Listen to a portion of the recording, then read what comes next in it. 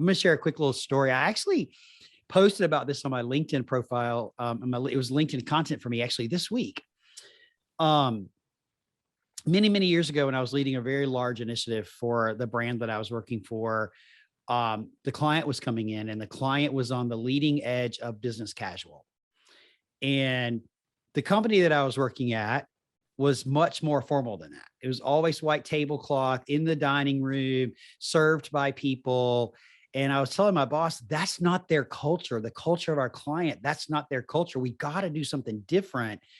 And so took some convincing, but we ended up having a barbecue, like red checkered tablecloths. We had the barbecue catered. We had it outside. It was a beautiful day and it was a huge hit.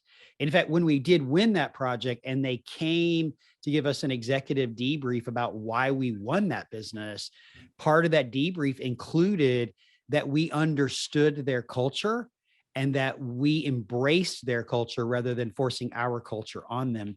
And that comes from learning the client and getting to know them.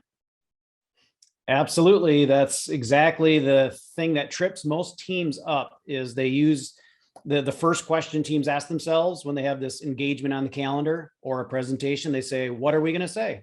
First question, what are we going to say? That's not the first question. The first question is, who's the customer? What's the decision criteria? In fact, when I ask teams, what's the decision criteria on what are you being judged in this presentation, I usually get crickets.